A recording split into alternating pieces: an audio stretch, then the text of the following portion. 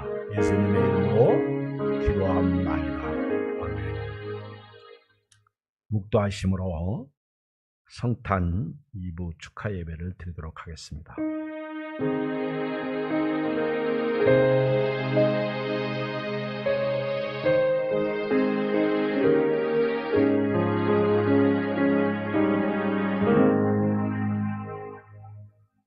이는 한 아기가 우리에게 낳고 한 아들을 우리에게 주신 바 되었는데 그의 어깨에는 정사를 메었고 그의 이름은 기묘자라 모사라 전능하신 하나님이라 영존하시는 아버지라 평강의 왕이라 할 것임이라. 그 정사와 평강의 더함이 무궁하며 또 다윗의 왕자와 그의 나라에 군림하여 그 나라를 굳게 세우고 지금 이후로 영원히 정의와 공의로 그것을 보존하실 것이라. 만군의 여호와 열심히 이를 이루시리라. 아멘. 찬송가 114장을 부르십니다.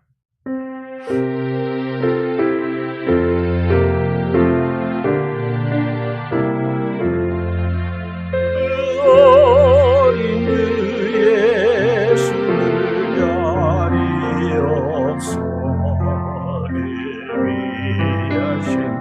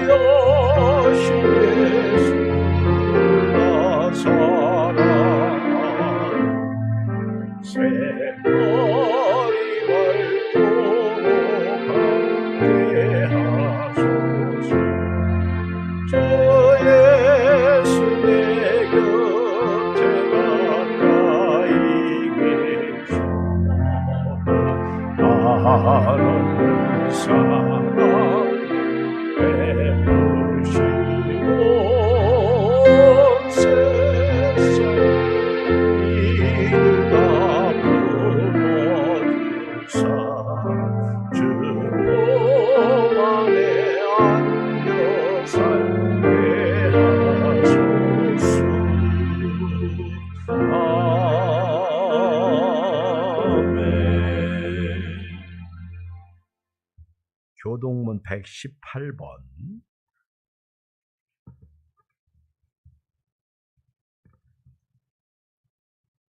구주광님 4 교동하겠습니다. 나는 시온의 의가 빛같이 예루살렘의 구원이 햇불같이 나타나도록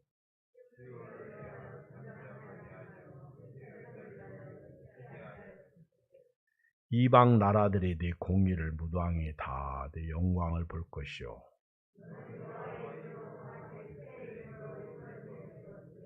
너는 또 여호와의 손에 아름다운 관, 네 하나님의 손의 왕관이 될 것이라.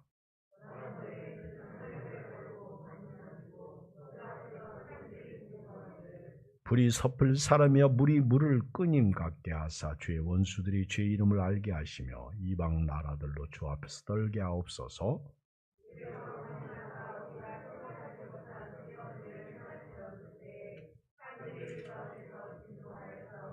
주 위에는 자기를 앙망하는 자를 위하여 이런 일을 행한 신을 옛부터 들은 자도 없고 귀로 들은 자도 없고 눈으로 본 자도 없었나이다. 아멘. 찬송가 109장입니다.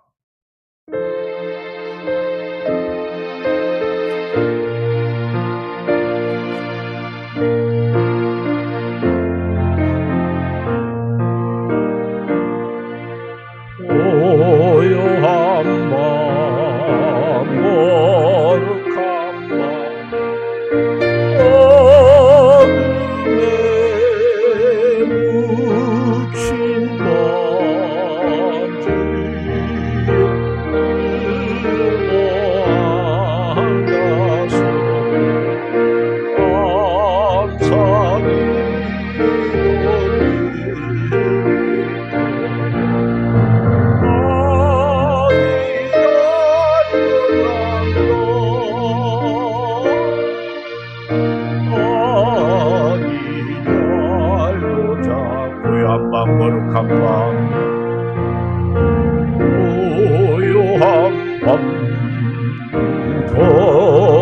거룩한 범 영광이 들린 밤 전사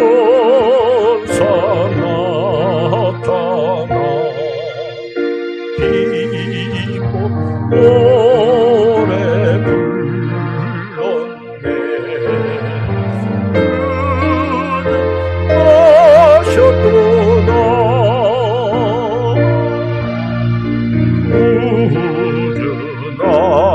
구원하셨도다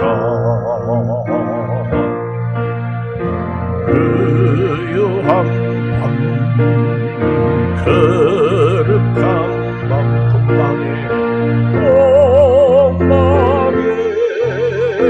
박사들 별을 보고 찾아와 그러경배 드렸네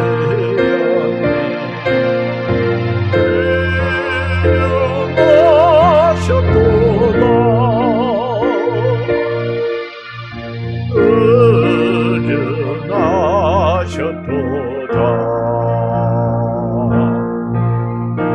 의요한 밤 거룩한 밤 주 예수 나신 밤 주 예수 나신 밤 그의 얼굴 왕체가 세상 빛이 되었네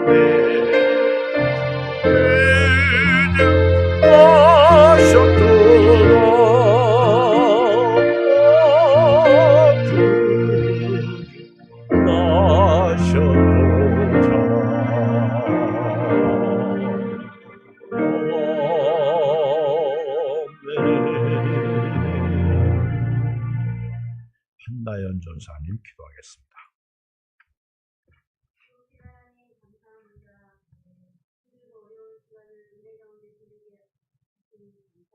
아멘.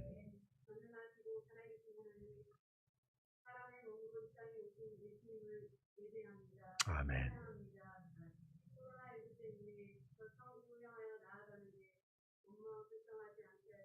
아멘. 아멘. 아멘.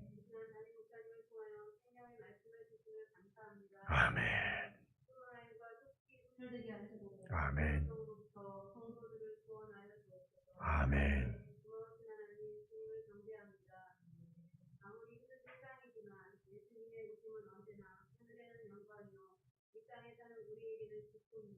아멘. 아멘.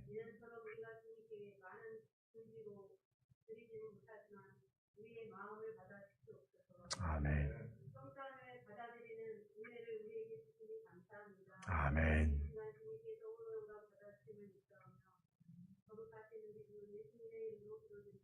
아멘.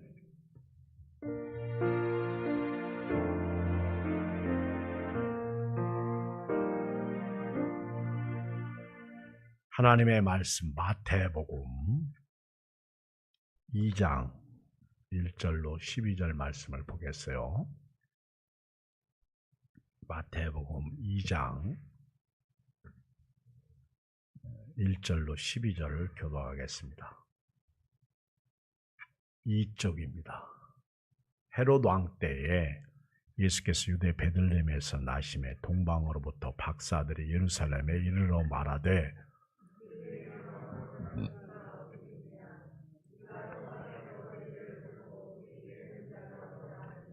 헤롯 왕과 온 예루살렘에 듣고 소동한지라.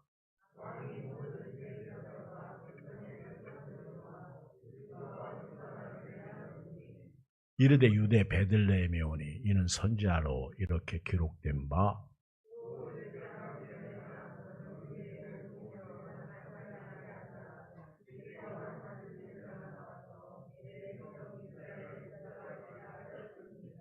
이에 헤롯이 가만히 박사들을 불러 별이 나타난 때를 자세히 묻고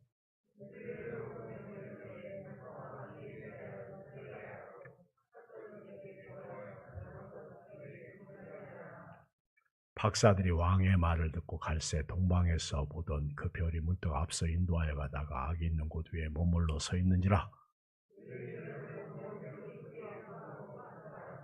집에 들어가 아기와 그의 어머니 마리아가 함께 있는 것을 보고 엎드려 아기께 경배하고 보배함을 열어 황금과 유향과 모략을 예물로 드리니라.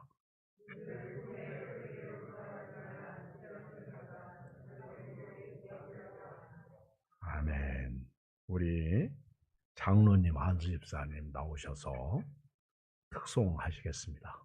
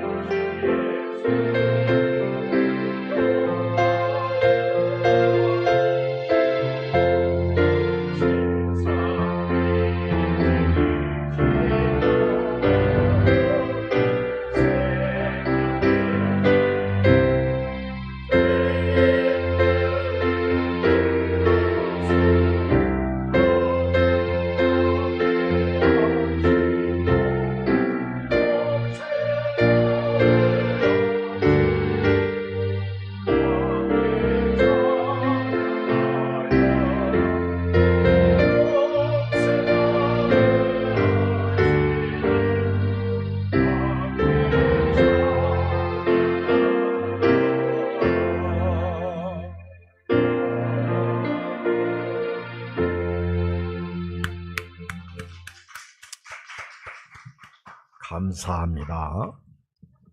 힘내시고 건강하시고요. 우리 옆 사람하고 메리 크리스마스. 우리 가정에서 우리 식구들과 또 있는 곳에서 예배드리는 분들 메리 크리스마스 한번 해요. 메리 크리스마스. 그래, 손 흔들면서 메리 크리스마스.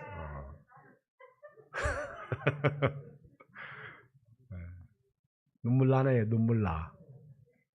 참 한 번도 겪어보지 못했던 우리 시대의 성탄을 보내게 됩니다.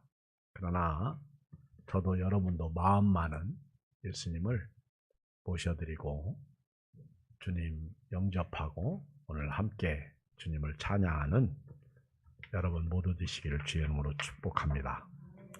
사람은 태어났다는 소식보다 죽었다는 소식이 더 쇼크입니다. 태어날 때는 무명으로 태어났는데 유명해지고 또 그 유명한 사람이 죽었을 때 그 슬픔은 크고요. 또 그렇게 죽기 전까지는 욕을 바가지로 먹다가도 이상하게 죽으니까 오히려 그 사람이 하루아침에 성군이 되고 성자가 되는 것을 볼 수가 있어요. 참 세상은 요란합니다. 태어나서 죽기까지 그 사람이 어떻게 살았느냐, 이것이 참 중요한 것 같습니다. 예수님은 태어나셔서 사시고 죽으시고 부활하심이 그야말로 인생에 있어서 쇼크예요. 쇼크. 소란하게 이 땅에 태어나시고 또 소란하게 사시고 소란하게 죽으시고 소란하게 부활하셨어요. 그 소란이라는 것은 영접하고 믿어야 할 사람들이 믿지 못한 것이 소란입니다. 또 예수님께서 하시는 일을 믿지 못하고 이렇게 예수님을 죽이려고 하고 이런 것이 아주 소란이에요. 또 예수님께서 이렇게 사시다가 십자가에서 죽으신 것이 또 소란입니다. 나갔다 와요. 또 예수님께서 부활하셨다. 그것도 소란입니다. 사람들이 믿지를 못하는 거예요. 왜? 사람이 어떻게 살아날 수 있느냐. 하여튼 예수님은 이 땅에 오실 때부터 참 소란스러웠습니다. 가장 쉬운 예로 헤롯 대왕이 예수님을 왕으로 태어났다는 소식을 듣고 두 살 아이를 다 죽이잖아요. 예루살렘에 소동이 일어났다 하는 것을 볼 수가 있어요. 예수님께서 이 땅에 오신 것 자체가 히스토리입니다. 역사입니다. 예수님은 예언되었고요. 또 예언대로 오셨고요. 예언대로 사셨습니다. 그리고 예언대로 죽으셨습니다. 그러나 그러한 예수님을 반겨준 사람들은 극히 소수였습니다. 예수님은 예언대로 오셨고 사셨고 죽으셨고 부활하셨고 승천하셨습니다. 이 세상에 예수님처럼 예언되고 태어난 사람들이 많지 않습니다. 특별히 구약에서 예언되었고 신약에서 오셨고 그리고 그대로 예언이 이루어진 그 사건 예수님에게 있습니다. 예수님은 하나님께서 강림하신 분입니다. 말씀이 육신이 되어 이 땅에 오셨습니다. 예수님은 예수로 오신 거예요. 자기 백성을 저희 죄에서 구원할 자로 오셨습니다. 예수님은 통치자로 오신 거예요. 만왕의 왕, 만주의 주로 오셨습니다. 그러나 예수님을 그렇게 알아본 자들이 없었습니다. 그러니 예수님을 영접하지 않았습니다. 경배하지 않았습니다. 헤롯 왕은 자기가 왕인데 왕이 오셨다고 하니까 나도 예수님을 경배해야 되겠다. 왕을 경배하겠다고 하고 가서 그 때를 기준해서 2살 아래의 사내 아이를 다 죽입니다. 경배가 아니라 화를 불러일으켰습니다. 이 성탄에 헤롯 왕과 같은 사람은 여전히 존재하고 있습니다. 예수님을 경배하든지 아니면 예수님에게 화를 돌리든지 둘 중에 하나예요. 이게 이 땅에 오신 예수님을 영접하면 경배가 되는 것이지만은 예수님을 영접지 않으면 화가 된다는 사실이죠. 이거를 동방 박사와 헤롯 대왕을 통해서 깨닫게 됩니다. 예수님은 태어나실 때부터 영접한 사람들이 있는가 하면 예수님을 배척한 사람들이 있습니다. 지금도 마찬가지입니다. 그래서 베드로전서 2장 4절에 보면 사람에게는 버림바가 되었으나 하나님께는 택하심을 입은 보배로운 산돌이신 예수께 나아가 너희도 산돌같이 신령한 집으로 세워지고 예수 그리스도로 말미암아 하나님이 기쁘게 받으실 신령한 제사를 드릴 거룩한 제사장이 될지니라. 성경에 기록되었을 때 보라 내가 택한 보배로운 모퉁이 뜰을 시온에 두노니 그를 믿는 자는 부끄러움을 당하지 아니하리라 했으니 그러므로 믿는 너희에게는 보배이나 믿지 아니하는 자에게는 건축자들이 버린 그들이 모퉁이에 머리띠를 되고 또한 부딪히는 돌과 걸려 넘어지게 하는 바위가 되었도다 하였느니라. 그들이 말씀을 순종하지 아니함으로 넘어지나니 이는 그들을 이렇게 정하신 것이라. 오늘 이 저녁에 여러분들은 예수님을 믿는 성도가 되시길 주의 이름으로 축복합니다. 예수님은 산돌이십니다. 리빙 스톤이에요. 살아있는 돌입니다. 그 예수님을 딛고 일었으면 구원이지만 거기에 부딪히면 깨집니다. 분명히 걸려 넘어집니다. 오늘 예수님은 우리에게 산돌이십니다. 생명이십니다. 놀라운 사실은 예수님을 믿지 않는 것도 정하신 것이래요. 슬픈 현실이죠. 그러면 반대로 예수님을 믿는 것도 정하신 것입니다. 그러니까 선택받은 것도 정하신 것이고요. 선택받지 못하는 것도 정하신 것이 될 수가 있는 거예요.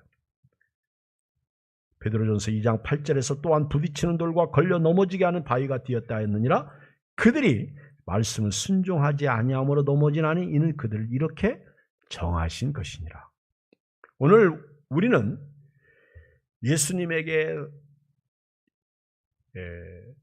딛고 일어서는 그런 믿음의 사람으로 2020년 코로나19 시대에 참으로 어렵게 힘들게 주님 앞에 나와서 예배드리고 주님을 섬기는 여러분들에게는 예수님이 생명이십니다. 예수님은 소망이십니다. 예수님은 천국이십니다. 영원한 우리의 영생이십니다. 자, 이렇게 이 땅에 오신 예수님을 어떻게 경배할까? 오늘 첫 번째 드리고 싶은 말씀은요. 1절을 보겠어요. 우리가 어떻게 예수님을 경배할까? 1절 시작. 헤롯 왕 때에 예수께서 유대 베들레헴에서 나심에 동방으로부터 박사들이 예루살렘에 이르러 말하되. 오늘 여기 본문에 보면 예수님이 헤롯 왕 때의 역사적 상황을 말하는 거예요. 예수님이 누구 때 이 땅에 오셨느냐? 헤롯 왕 때. 헤롯 왕이 역사 속의 인물이죠. 그리고 유대 베들레헴 땅에 나셨다. 베들레헴, 유대 땅 베들레헴에 나셨다. 그리고 동방으로부터 박사들이 예루살렘에 이르렀다. 예수님은 베들레헴에 오셨어요. 베들레헴. 자, 우리 5절 봐요. 5절. 시작. 이르되 유대 베들레헴이오니 이는 선지자로 이렇게 기록된 바 또 유대 땅 베들레헴아 너는 유대 고을 중에서 가장 작지 아니하도다. 네게서 한 다스리는 자가 나와서 내 백성 이스라엘의 목자가 되리라 하였음이니이다. 아멘.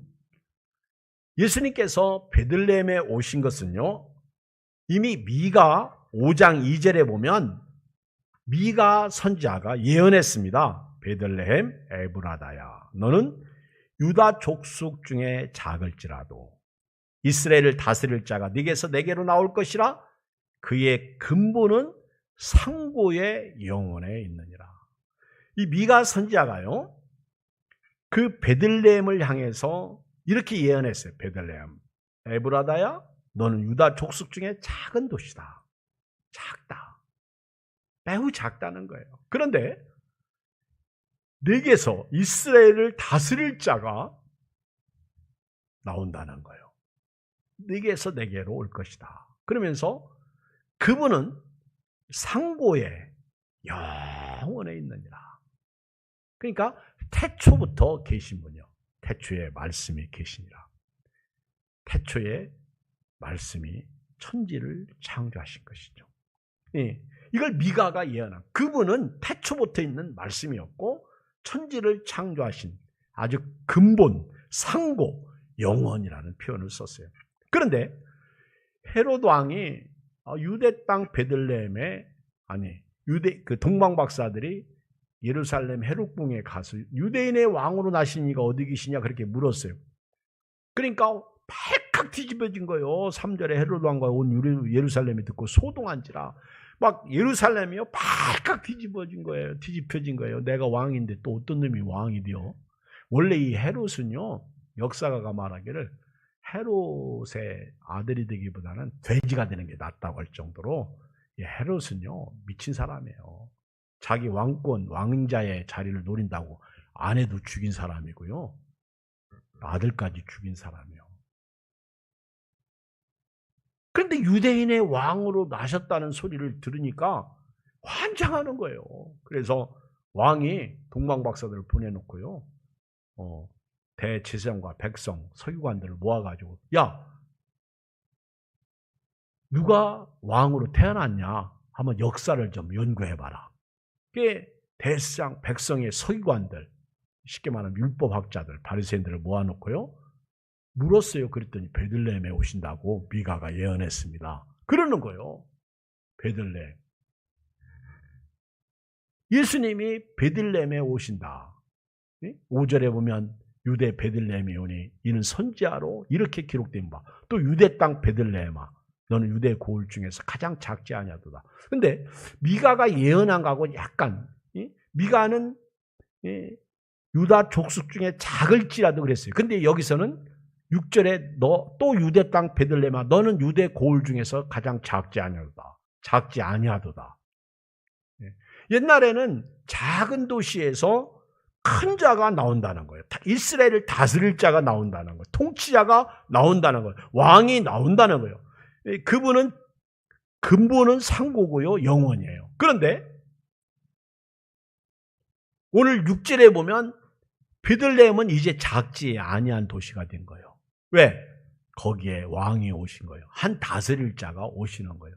그리고 이분은 이스라엘의 목자가 되시는 거예요. 그러니까 다시 말하면 오늘 저와 여러분들은 예수님을 모시는 순간, 예수님을 믿는 순간 작은 자가 아니라 큰 자가 되는 거예요. 아멘? 은혜죠. 작은 자가 아니라 큰 자가 되신 것입니다. 축복이죠. 예수님은 예루살렘의 궁궐에서 태어나지 않고 오히려 작은 도시 베들레헴에서 오셨습니다. 바로 예언된 곳이 베들레헴이기 때문에 그렇습니다. 만약에 예수님께서 예루살렘에 오신다고 예언되었다면 예수님은 예루살렘에 오셔야 됩니다. 그러나 예수님은 베들레헴에 아주 작은 도시에 오셨어요. 그리고 예수님이 작은 도시에서 작은 자로부터 구원이 시작됩니다. 다시 말하면 낮아진 자로서 구원이 시작되는 거예요. 여러분, 예수님이 궁궐에 오셨다면 저나 여러분들은 궁궐에 못 들어갑니다. 가면 경비병이 너 누구냐? 예수님에게 경배하러 왔는데요. 그러면 창칼을 탁 막으면서 가! 그래요. 안 가면 죽인다. 그러니까 하나님이 예수님을 궁궐에 오시게 하시지 않았어. 예수님을 어디에 오시게 했어요? 마국간 구요. 우리가 말하는 마국간은 우리식으로 말하면 외양간이죠. 양우리라든가 말우리라든가 아니면 소우리. 우리식의 외양간은, 마국간은 집 안에 있어요. 그렇죠? 대문 옆에 있고요. 그리고 죽통이 있고 그림이 그려져. 그런데 사실 예수님은 한 대입니다. 바깥입니다. 지붕도 없어요. 그냥 바깥에 양들, 짐승을 기르는 그런 곳입니다. 하도 성탄 카드에 지붕도 있고, 그리고 지붕 밑에 이렇게 마리아가 예수님을 안고 목자들이 이렇게 서 있는 그런 카드들이 있어가지고 자꾸 우리식으로 이렇게 생각하는데 사실은요 바깥이에요. 한대예요. 얼마나 슬픕니까? 마리아가 잉태해가지고 배가 이렇게 불렀는데 여보 나 지금 양수가 나오려고 그래. 나 지금 막 진통이 와. 그러니까 요셉이 그 호적하러 갔다가 베들레헴에 갔다가 문 두드리면서 우리 아내가 지금 출산하려고 그러는데 방 없습니까? 그러니까 문 탁 닫고 다른 곳에 가보라고. 가도 없어. 제가 생각할 때는요. 그 마국간 구유도 제가 볼 때는요. 바깥에 있으니까 너무 급하니까 그냥 여기다가 여기서 낳자. 그리고 그 예수님을 낳아가지고요. 구유에 뉘었습니다. 그런데 누가복음에 보면 구유에 누인 아기를 보리니 이것이 너에게 표적이니라 그랬어요. 표적. 구원의 표적. 그러니 목자 같은 아주 그런 아주 얕은 신분의 사람들조차도요 와서 경배할 수가 있는 거예요. 가난한 사람들도 와서 경배할 수가 있는 거예요. 나중에는 동방박사가 와서 경배하죠. 예수님께서 왜 낮은 자로 임하셨을까? 이것은 세상의 모든 사람이 죄인이고요. 모든 사람이 예수님께 경배할 때 구원을 받을 수가 있게 되는 것입니다. 송명희 시인은 많은 별들이 이런 시를 통해서 이렇게 시를 우리에게 말해주고 있습니다. 많은 별들이 비추고 있었으나 주 계신 곳을 비추던 빛은 하나뿐이듯 많은 사람들이 메시아를 기다렸으나 주께 경배를 드렸던 사람은 많지 않았네. 큰 성 예루살렘은 주님을 위면했으나 캄캄한 밤에 쌓인 작은 마을 베들레헴이 주님을 영접하였네. 모든 피조물들은 크게 놀라고 감탄을 하였으나 많은 사람들 주님을 알지 못하였네. 참 눈물 나요. 눈물 나. 그렇게 별들이 비추고 있었는데 그 별들이 초점을 맞춘 곳은 예수님뿐이었다. 많은 사람들이 메시아를 기다리고 있었는데 주님께 경배한 사람들은 많지 않았다. 큰 성 예루살렘은 주님을 외면했으나 캄캄한 마음에 쌓인 작은 마을 베들레헴이 주님을 영접하였네. 모든 피조물들은 크게 놀라고 감탄을 하였으나 많은 사람들 주님을 알지 못하였네. 이 작은 도시 베들레헴, 작은 시골 마을 베들레헴에서 구원이 시작됩니다.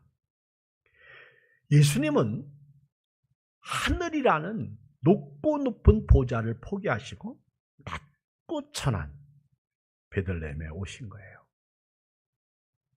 이것은 지난 주일날 히브리서 2장을 통해서 예수님이 혈과 육을 입으신 것은 자신의 죽음을 통해서 마귀의 세력을 잡은 자 마귀를 멸하시고 그리고 죽음을 두려워하고 죽음의 평생을 죽음의 종로로 타다가 죽는 인간을 그 죽음에서 풀어주시기 위해서 예수님이 나다시신 거예요.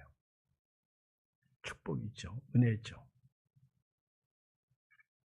예수님은 철저하게 가난해지신 것입니다.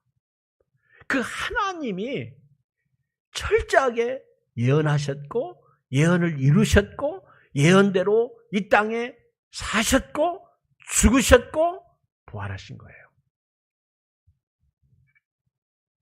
베들레헴에서 하나님의 구원의 역사가 일어났습니다. 베들레헴이 하나님께 쓰임받았습니다.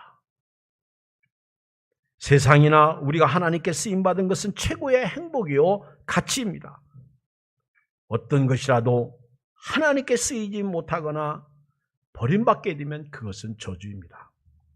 사람이나 물건도 쓰임받는 자나 쓰임받는 것이 영광입니다. 특히 하나님께 쓰임받게 되면 최고의 영광이요 절대 영원한 가치가 되는 것입니다.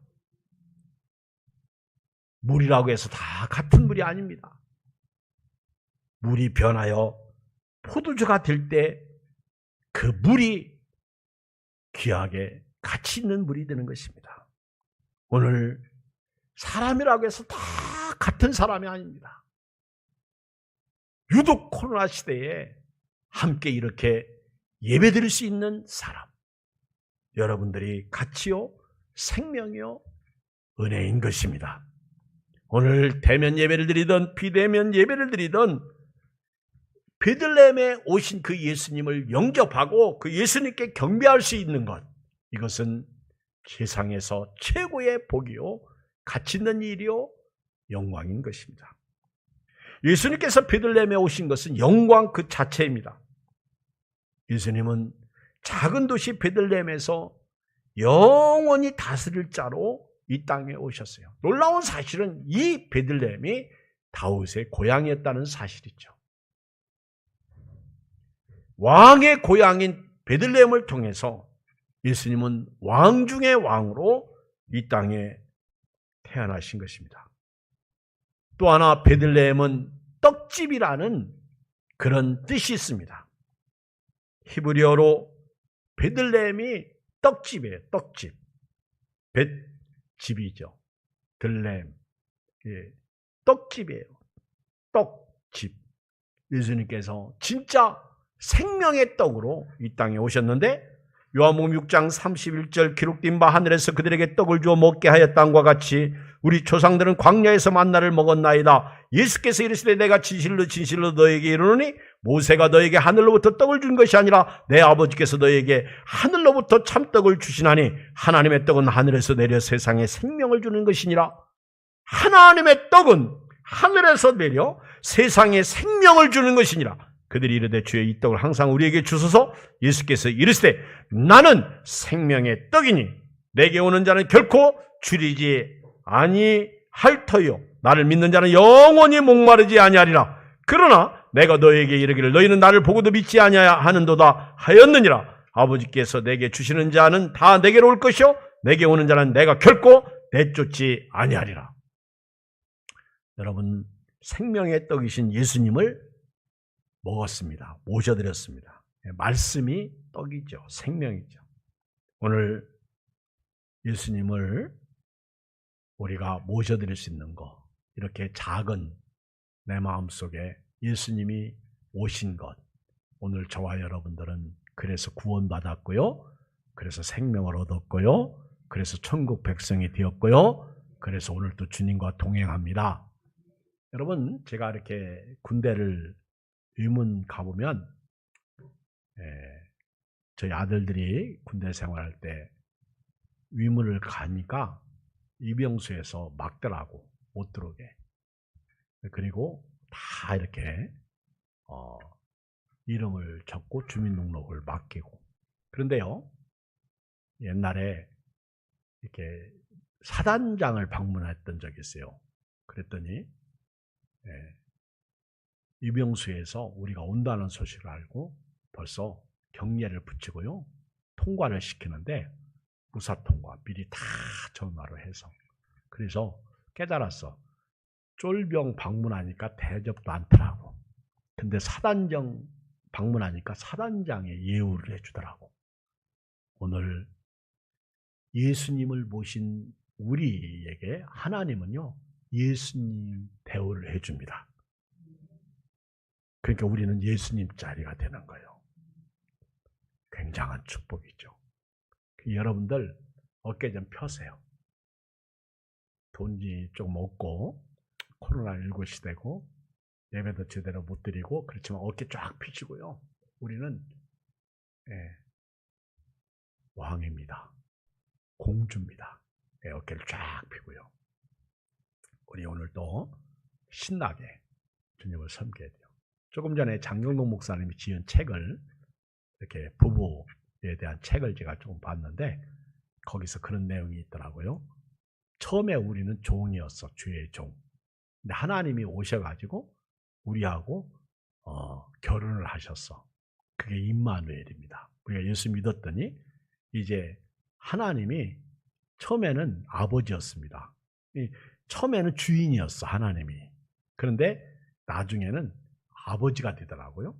그런데 예수님을 통해서 우리가 양자의 영을 받았어요. 그리고 예수님을 통해서 신부의 영을 받았습니다. 그게 이제 종이었을 때는 감히 그 주인과 맞상을 못했어요. 근데 아버지하고는 맞상을 해요. 근데 아버지가 두렵습니다. 겁이 나요. 그런데 딱 신랑 신부가 되어버리니까 같이 잔대, 같이. 여러분, 같이 잔다는 게 이게 축복입니다. 한 방에서 같이 잔다는 거, 이건 축복 중에 축복이에요. 그게 부부다, 그런 얘기죠. 오늘 하나님이 예수 믿는 우리를 의인 대접하시는데 우리도 예수님을 왕으로 모시고 살기를 주의 이름으로 축복합니다. 두 번째, 하나님의 지시를 받은 선택된 사람만이 왕께 경배할 수가 있습니다. 아무나 경배하는 게 아니에요. 오늘 성경에 보니까 1절 4절에 보니까요, 동방박사들이 예수님을 경배하는데 9절로 10절 보세요. 9절로 10절 시작. 박사들이 왕의 말을 듣고 갈새 동방에서 보던 그 별이 문득 앞서 인도하여 가다가 아기 있는 곳 위에 머물러 서 있는지라. 그들이 별을 보고 매우 크게 기뻐하고 기뻐하더라. 집에 들어가 아기와 그의 어머니 마리아가 함께 있는 것을 보고 엎드려 아기께 경배하고 보배함을 열어 황금과 유황과 모략을 예물로 드리니라. 자, 보세요. 1절에 보면 이 동방의 박사들이 별을 따라서 왔어요. 2절에 보면 유대인의 왕으로 나신 이가 어디 계시냐? 우리가 동방에서 그의 별을 보고 그에게 경배하러 왔노라. 이게 지시죠. 그리고 왕궁에 갔다가 베들레헴에서 예수님이 나신다는 소식을 듣고 그들이 베들레헴으로 가는데 8절 베들레헴으로 가는데 갑자기 별이 나타나죠. 10절에 보면 그들이 별을 보고 매우 크게 기뻐하고 기뻐하더라. 이 하나님의 지시예요. 12절에 보면 그들은 꿈에 헤로데게로 돌아가지 말라. 지시하심을 받아 다른 길로 고국에 가니라. 돌아가니라. 그런데요, 신기하게도요, 예수님이 이 땅에 오실 때 제일 먼저 지시를 받은 사람이 누구냐 하면 사가랴와 엘리사벳이었어요. 침례 요한을 잉태하게 되죠. 그 다음에 두 번째 지시를 받은 사람이 누구냐 하면 요셉과 마리아입니다. 요셉과 마리아. 이들이 아기를 갖기 시작할 때, 아기를 갖게 될 때 하나님의 사자가 나타나서 지시했어요. 그리고 아기가 출생했을 때 지시받은 사람이 누구냐면 목자들입니다. 목자들이에요. 그 목자들이 밤에 양을 치다가 천사들의 음성을 듣죠. 그리고 그 다음 지시를 받은 사람이 누구냐면요, 동방 박사들입니다. 동방 박사들. 그리고 성경에 보면, 누가복음에 보면 예수님이 태어나셨을 때 지시받은 사람이 두 사람 나오는데 시몬과 안나 선지자예요. 여러분들이 오늘 집에 가서 마태복음 1장 2장하고요 누가복음 1장 2장을 잘 보세요. 아무나 예수님을 못 만나더라고요. 다 지시받은 사람들이 만났어. 그리고 그 지시받은 사람들이 경배했어. 여러분요, 오늘 밤에 저도 그렇고 여러분도 그렇고요, 예수님을 경배하는 사람들은 다 선택받은 사람들입니다. 영접하는 것도요, 그 혈과 육으로 나온 게 아니에요. 하나님께로 나온 것이요. 보세요. 베드로가 주는 그리스도의 살아계신 하나님의 아들이십니다라고 고백할 때, 바요나 시몬아 네가 복이 있도다. 이것을 내게 알게 한 이는 혈육이 아니라 하늘에 계신 내 아버지시니라. 지시가 없이는요, 절대로 예수님을 경배할 수 없었다는 사실입니다. 여러분, 헤롯 대왕은 지시받은 사람 아닙니다. 동방 박사들의 얘기를 듣고 그런 왕이 베들레헴에 태어난다고? 7절에 보면 박사들을 불러 별이 나타난 때를 자세히 묻고, 그리고 베들레헴으로 보내죠. 그리고 나서 그 13절에 보면 그들이 떠난 후에 주의 사자가 요셉에게 현명히 쭉 나가죠. 그리고 16절에 가보면 이에 헤롯이 박사들에게 속은 줄 알고 심히 노하여 사람 보내 베들레헴과 그 모든 지경 안에 있는 산의 아이를 박사들에게 자세히 알아보니 그때를 기준하여 2살부터 그 아이를 다 죽였어요. 여러분요, 제가 오늘 설교 서두에도 말씀드렸듯이 예수님은 영접하면 구원이지만 영접 아니면 화합니다. 예수님이 오신 것은 영접하라고 오셨죠. 생명 주시려고 오셨죠. 그러므로 이 땅에 있는 모든 사람은요, 예수님에게 부딪히면 안 됩니다. 그건 깨지는 거예요. 걸려 넘어지면 화가 임하는 거예요. 예수님은 걸림돌이 되지 마시고 예수님은 디딤돌이 되고 영접의 돌이 되기를 주의 이름으로 축원드립니다. 예수님은요, 아무나 경배하는 게 아니에요. 오직 선택받은 사람만이, 지시받은 사람만이 경배가 있어요. 한번 여러분 집에 가셔서 성경 읽어보세요. 전부 지시받았어. 요셉도, 마리아도, 목자들도, 동방박사들도, 심지어는 시몬과 안나까지도요, 지시를 받았어요. 얼마나 시몬은 내가 메시아를 만나기 전에 죽지 아니하랴. 그런데 메시아를 딱 만나는 순간 그를 품에 안고 이제 종을 평안히 놓아주시는데, 그때가 예수님이 8일째 할례 받을 때였습니다. 이거 엄청난 축복이에요, 여러분. 여러분과 제가 예수님을 믿었다는 거, 이거 지시받은 거예요. 근데 이게 성령으로 지시받은 거예요. 성령.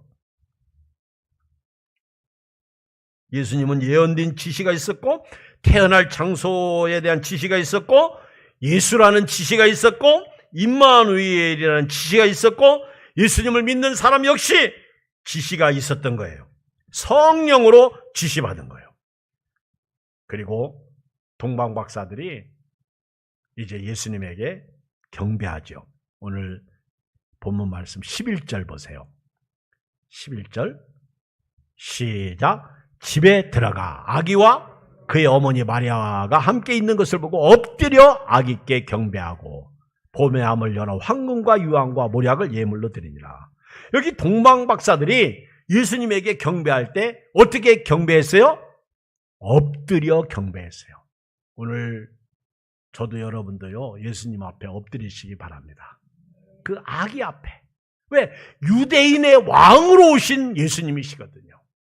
비록 구유에 누우셨지만은 그 예수님은 왕으로 이 땅에 오셨다는 것을 동방박사들은 시인한 거예요. 그러니까 엎드려서 이 박사님들이, 이 성경의 최초의 박사가 동방박사들 아닙니까?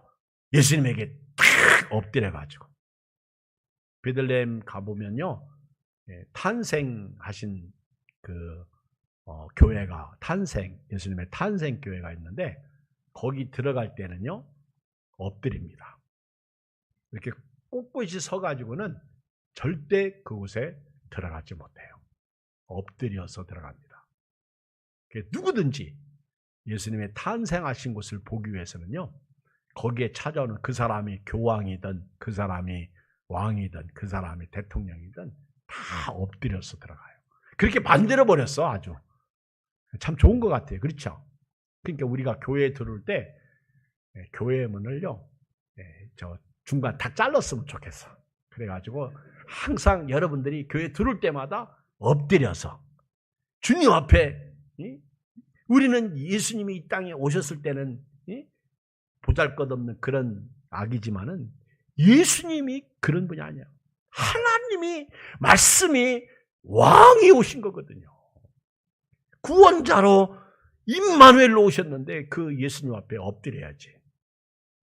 그리고 두 번째, 보배함을 열었어요. 보배함. 이번 성탄에 여러분들 보배함을 열으시길 주의 이름으로 축복합니다. 보배함이 오늘 우리식으로 뭐요? 왜 대답을 안 하셔? 보배함을 열어 뭘 드렸어요? 황금, 유향, 모략을 드렸어.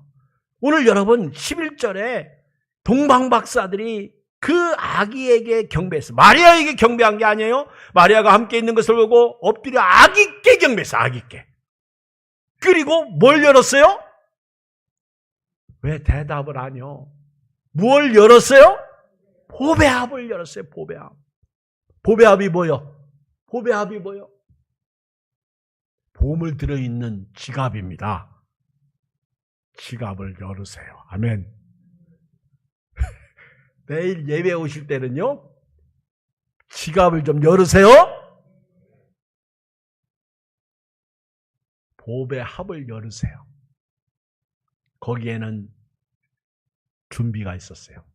이들은 이미 왕께 드릴 황금, 유향, 모략을 가져온 보배합을 열은 거예요.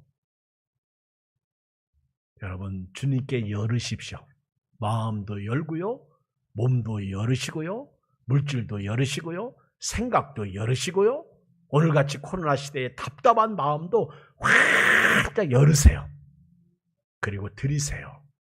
그것이 몸이든 시간이든 그것이 마음이든 성품이든 뜻이든 목숨이든 우리가 열어야 돼요. 열어야 돼요. 확 열고 주님 받으소서, 받으시옵소서. 첫째, 황금입니다. 왕이죠. 메시아의 왕권, 예수님을 왕으로 경배한 거예요. 황금은 왕권을 상징합니다. 황금은 동서고금을 통해 매우 값지고 불변하는 성질의 귀중품이죠. 두 번째는 유황이에요. 신입니다. 예수님의 신성을 가리켜요. 동방박사들은 예수님을 신으로 경배했던 거예요. 유향은 값비싼 향료로서 반질반질하고 향내나는 흰색 액체이며 아라비아 지방의 관목 껍질의 자국을 내 얻은 것으로 그 향이 매우 좋습니다. 세 번째는 모략이에요. 모략은 예수 그리스도의 순환과 죽음을 상징해요. 동방박사들은 예수님을 십자가에서 죽으시고 부활하신 구원자로 경배했다. 그런 얘기입니다. 모략 역시 아라비아 지방에서 자라는 나무에서 추출되는 것으로서 상당히 고가의 향기를 지닌 액체. 그래서 동방박사들이 황금과 유향과 모략을 드린 것은요, 왕권을 상징하고요, 예수님의 유향 신성을 상징하고요, 모략 예수님의 십자가에서 죄와 죽음의 문제를 해결한 고난을 상징하는 예물이었습니다. 그러니까 예수님은 나의 왕이십니다.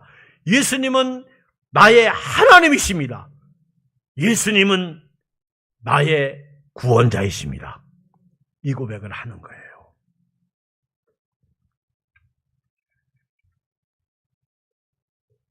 송명희 시인이 우리가 주님께라는 시에서 이렇게 노래합니다. 우리가 주님께 좋은 자리가 못 되어도 우리가 주님께 작은 구유라도 된다면 주님은 우리에게 오시리라. 우리가 주님께 화려한 예물 못 드려도 우리가 주님께 우리의 모든 것을 드릴 때 주님은 우리를 받으시리라. 오늘 결론입니다. 우리 성경 시편 2편 12절을 다 찾으세요. 시편 2편 12절.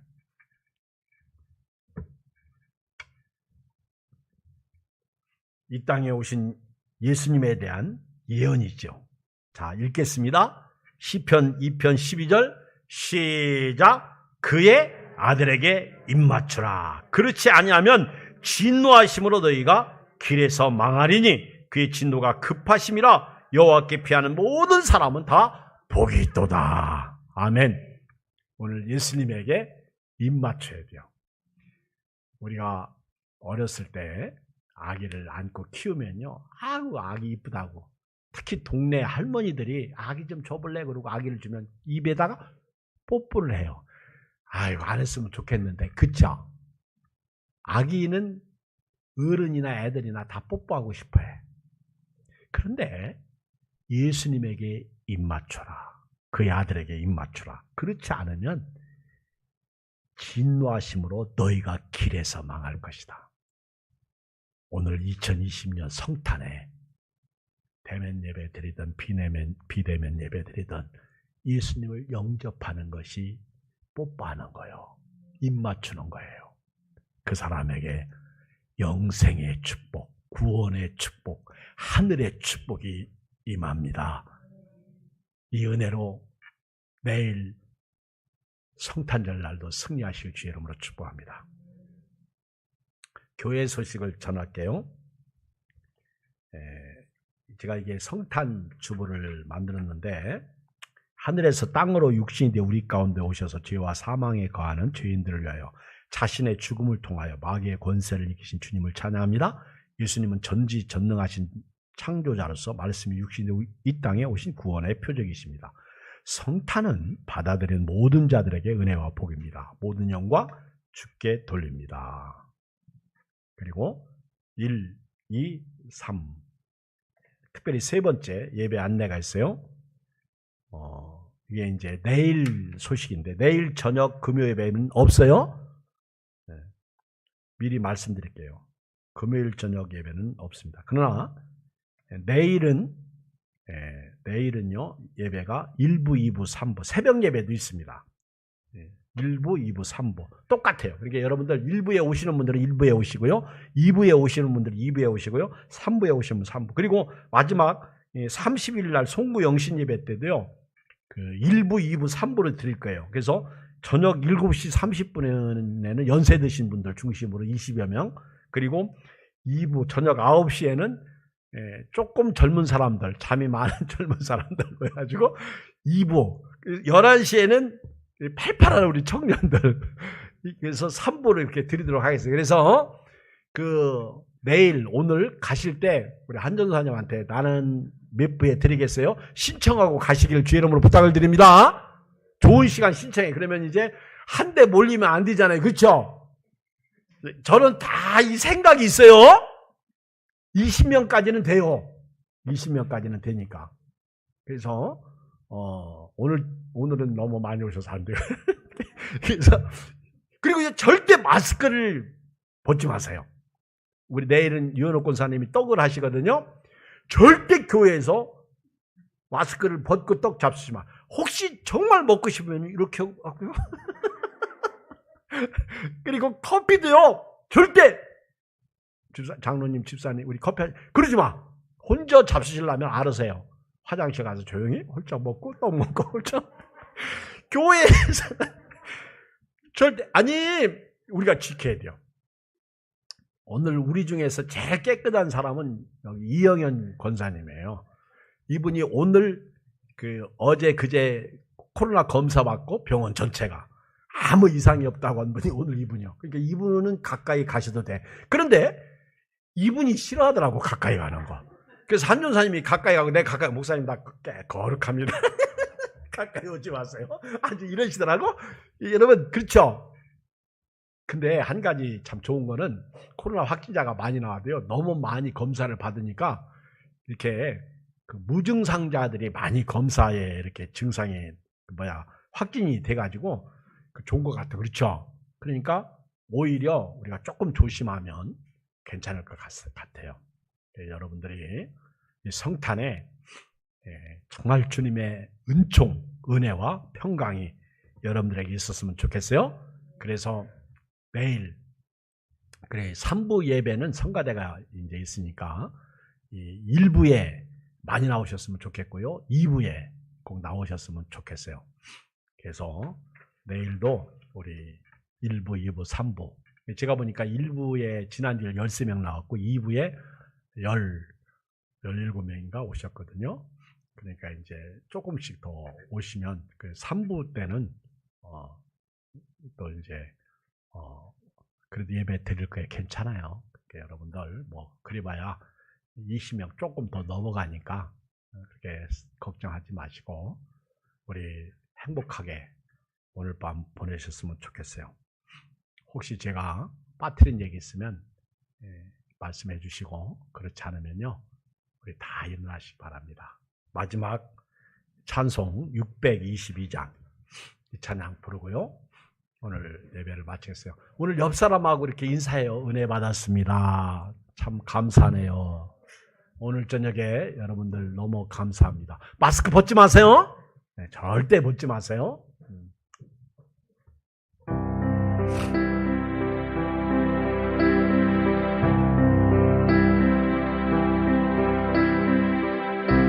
거룩한 먼별빛이 찬란한 우리 주 예수님 나시니가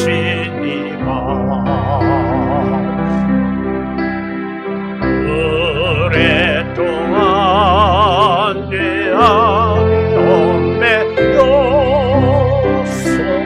헤매던 우리 위에 오셨네.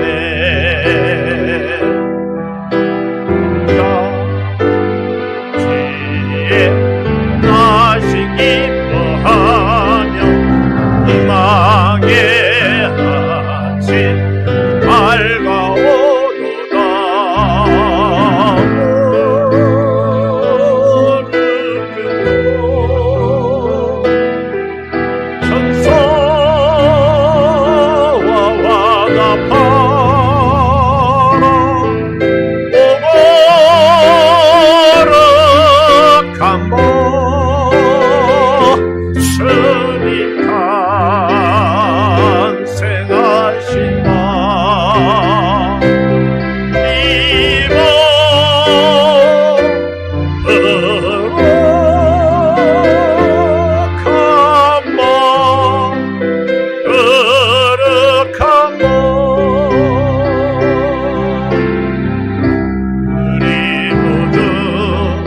믿음의 빛을 따라 그 앞에 감사히 다 나가세.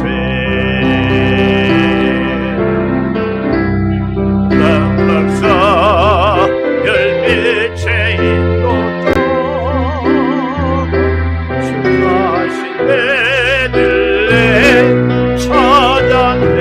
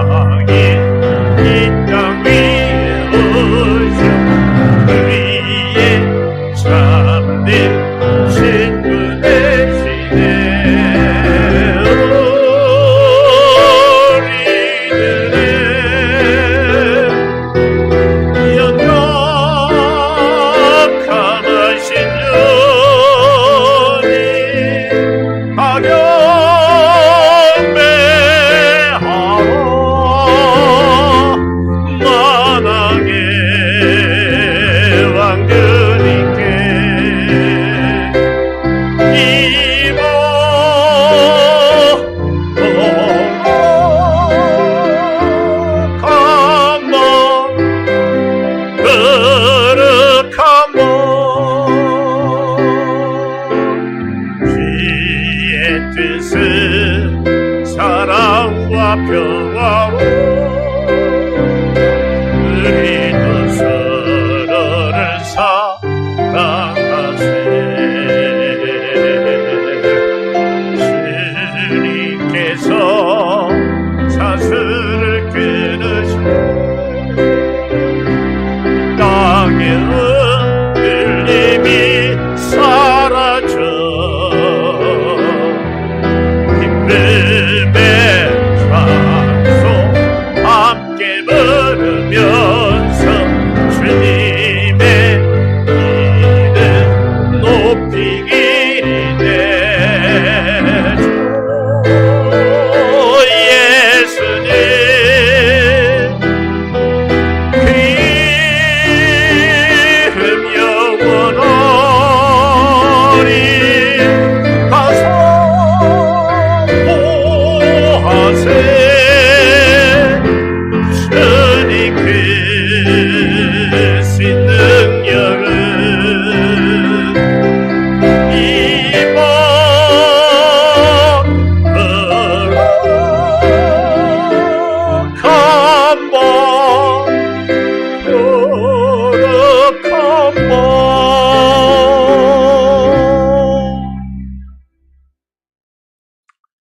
끝나고 이렇게 나가실 때 말입니다. 교회 바깥에서 모여있지 마세요. 어제도 저녁에 끝나고 거기 열몇 사람들이 모여있으면 안 돼. 이렇게 모여있고 싶으면 안에서 있다가 한 사람씩 주변 사람들한테 그렇게 뭐 우리 예배 드리고 간다. 그리고 너무 서운하거들랑 가시고 난 다음에 그 교회 앞에서 그 새벽송 먼저 돌고 가시기 바랍니다. 여러분 다 축복해요. 우리 한 1, 2분 동안 오늘 베들레헴에 오신 예수님 우리가 경배하면서 아무나 경배하는 게 아니요. 지시받은 사람으로서 감사하고 마무리 제가 기도하고 축도를 마치겠습니다. 한 1분간만 기도합니다. 살아계신 아버지 하나님 감사합니다.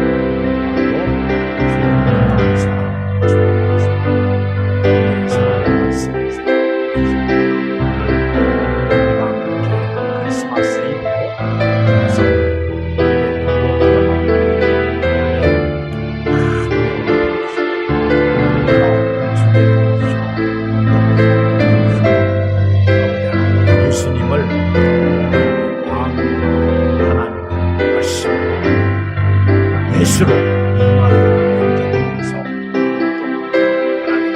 정말 행복하고 주의 은혜와 평강이 우리 모두에게 크게 넘치게 하여 주시옵소서. 내 주일도 하나님의 은혜와 복이 풍성히 넘칠 줄 믿고 하나님의 온전히 존귀받기를 축복하며 예수님의